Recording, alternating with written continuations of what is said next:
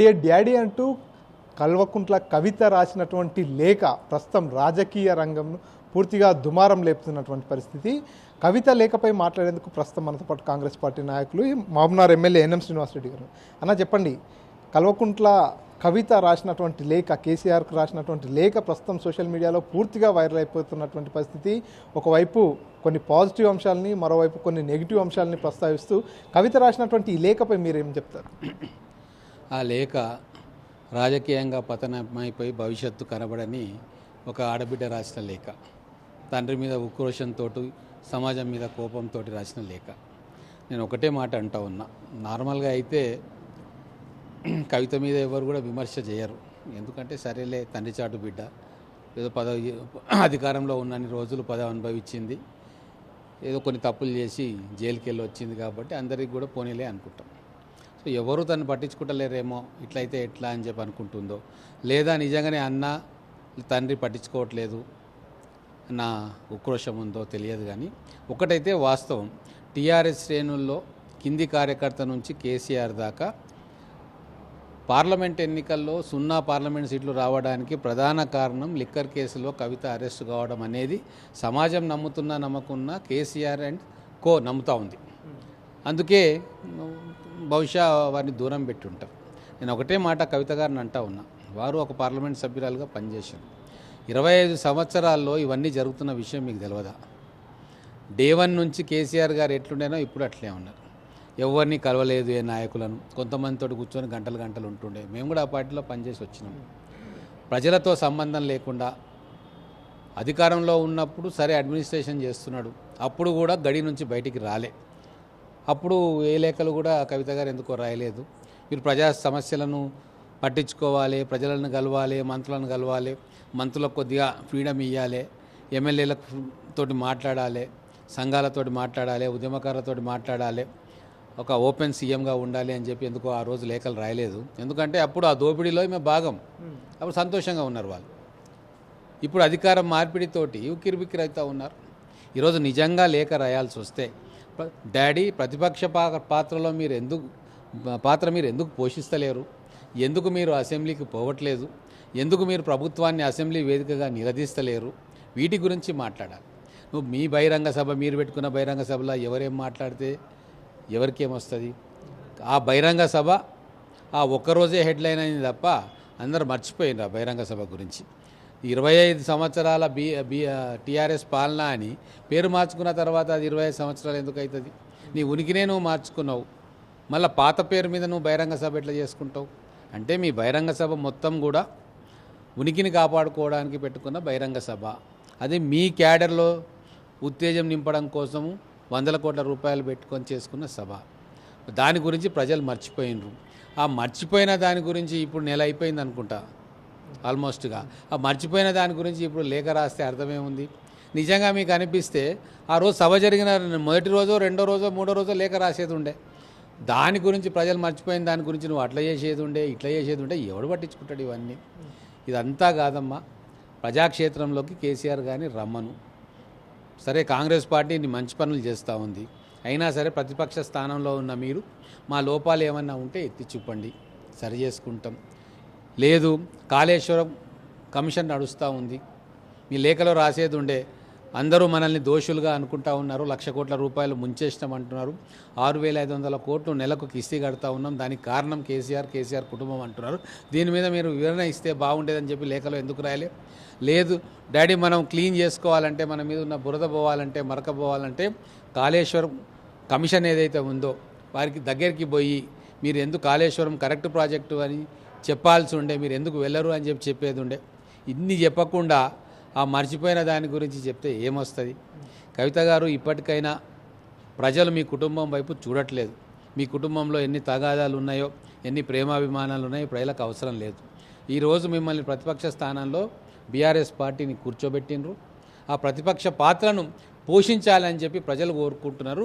ఆ విషయంలో ప్రజల మనోభావాలను గమనించి మళ్ళొక లేఖ మీరు రాస్తే మేము సంతోషిస్తాం. అంటే కేసీఆర్ గారు వారికి కూతురుకు మధ్య ఏమైనా విభేదాలు ఉన్నాయనుకోవచ్చు. ఎందుకంటే కన్న తండ్రికి చెప్పాల్సినటువంటి అంశాలను నేరుగా చెప్పుకోవచ్చు. ఎందుకంటే కవితకు ఆ యాక్సెస్ ఉంటుంది, తండ్రి దగ్గర వెళ్ళేసి లేఖలు రాసినటువంటి అంశాలన్నిటిపై కూడా ప్రస్తావించేటటువంటి అవకాశం ఉంటుంది. కానీ కేవలం లేఖ రూపంగా రాయడం, అది మే 12వ తేదీన రాసినటువంటి లేఖ ఇప్పుడు సోషల్ మీడియాలో కావచ్చు, కొన్ని వార్తా ఛానల్లో పూర్తిగా ప్రచారం కావడం, ఇదంతా ఒక రాజకీయ స్ట్రాటజీ అనుకోవచ్చా, లేకపోతే ఇందులో వాస్తవం ఉందనుకుంటున్నారు?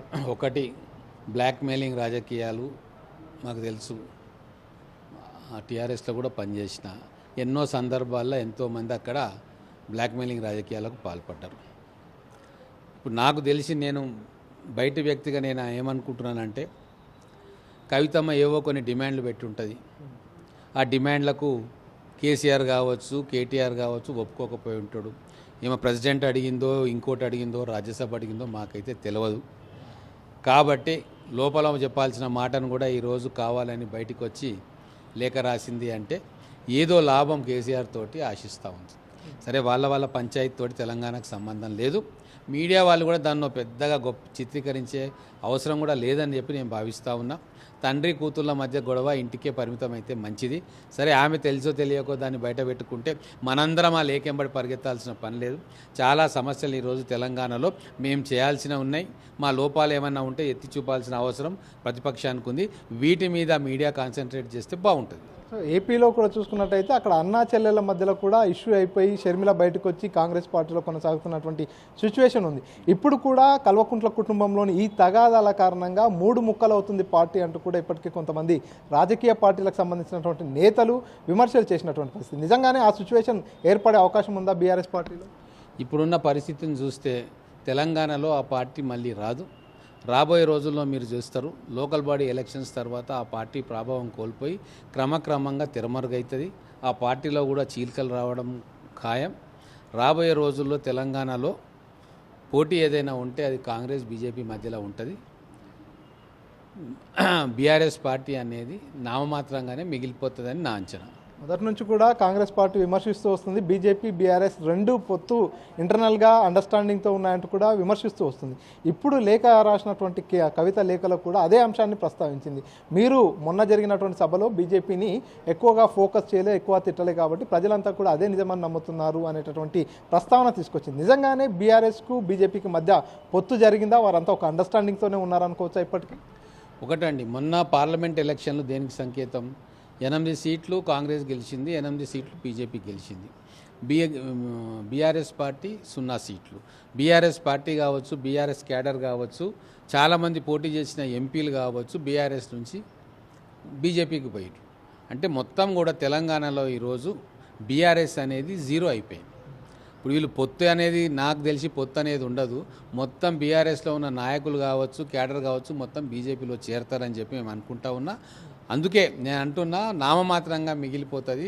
కేవలం ఆ కుటుంబానికి కొంతమందికే పరిమితమవుతుంది ఆ పార్టీ. దాంట్లో ఉన్న క్యాడర్ కావచ్చు, నాయకులు కావచ్చు, భవిష్యత్తులో ఎమ్మెల్యేలు కావచ్చు, చాలామంది బీజేపీ వైపు పోయే అవకాశం ఉంది. సో మీరు కూడా తెలంగాణ ఉద్యమకారుడిగా తెలంగాణ ఉద్యమంలో పార్టిసిపేట్ చేశారు, టీఆర్ఎస్ పార్టీలో పనిచేశారు. కవిత లేఖలో కూడా అదే మెన్షన్ చేశారు. ఎవరైతే తెలంగాణ ఉద్యమంలో పనిచేసిన వారు కావచ్చు, పాత లీడర్లందరికీ కూడా ప్రియారిటీ లేదు. నిజంగానే ఆ పార్టీలో ఉద్యమం చేసేవారికి కావచ్చు, కష్టపడే వారికి సముచిత స్థానం ఉంటుందా, ఉండదా మీ ఎక్స్పీరియన్స్ ప్రకారం? ఒకటండి, అది ఫక్తు commercial party. BRS party commercial party. 2009 ఎలక్షన్లోనే మేమంతా ఉన్నాం, ఇక్కడ జిల్లాల ప్రెసిడెంట్గా ఉన్నాం. 2009లోనే మాకు అర్థమైపోయింది అది ఉద్యమ పార్టీ కాదు, కమర్షియల్ పార్టీ అని. ఆ రోజు టికెట్లు అమ్ముకోవడం, తెలుగుదేశంతో పొత్తు పెట్టుకొని ఎవరు డబ్బులు ఇస్తే వాళ్ళకు టికెట్లు ఇవ్వడం అనేది ఈ మహబూబ్నగర్ జిల్లాలోనే చూసినాం. వాటన్నిటినీ గమనించే ఇది ఉద్యమ స్వరూపం కోల్పోయింది అని చెప్పి పార్టీ పెట్టినప్పటి నుంచి ఉన్న మాలాంటి వాళ్ళం బయటికి వచ్చేసినాం 2009లోనే. కాబట్టి 2014లో కాంగ్రెస్ పార్టీ పొరపాట్ల వల్ల ఆ రోజు ఆల్టర్నేటివ్ లేక బీఆర్ఎస్ అధికారంలోకి వచ్చింది తప్ప బీఆర్ఎస్ పార్టీ ఏ రోజు కూడా పునాదులతో నిలదొక్కుకోలే ఇక్కడ. ఇప్పుడు ఏమైంది, ఒకసారి కాంగ్రెస్ పార్టీ మళ్ళీ అధికారంలోకి రాగానే అటువైపు బీజేపీ పుంజుకోవడం, బీఆర్ఎస్ పార్టీ నామరూపాలు లేకుండా నామమాత్రంగా మిగిలిపోవడం, ఇవన్నీ కూడా రాబోయే రాజకీయాలకు సంకేతం. ఇక్కడ మిగతా రాష్ట్రాల్లో దేశంలో చాలా రాష్ట్రాల్లో ఉన్నట్టు కాంగ్రెస్ వర్సెస్ బీజేపీ ఉంటుంది తప్ప ఇంకొక ప్రాంతీయ పార్టీ కొత్తదేమన్నా ఉంటే నాకు తెలియదు కానీ బీఆర్ఎస్ పార్టీ తమ ప్రభావాన్ని కోల్పోయింది, తమ ప్రాంతీయ తత్వాన్ని కోల్పోయింది, ఆ తెలంగాణ వాదంతో నిర్మాణమైన ఆ భావజాలాన్ని కూడా కోల్పోయింది. కాబట్టి ప్రజలు మళ్ళీ ఒకసారి కేసీఆర్ కోసం ఆ పార్టీకి ఓటేస్తారు అనడం అనేది నేనైతే అనుకోవట్లేదు.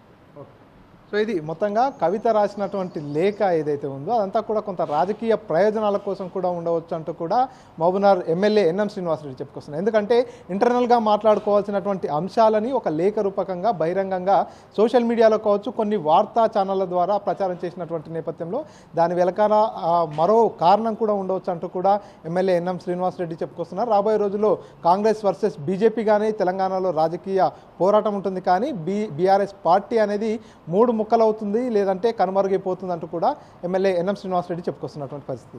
కెమెరా పర్సన్ నర్సింగ్రెడ్డితో మణికంఠ, RTV, మహబూబ్నగర్. ఇండియా పాకిస్తాన్ ఉద్రిక్తతలపై లేటెస్ట్ అప్డేట్స్ కోసం డౌన్లోడ్ చేసుకోండి RTV లైవ్ యాప్.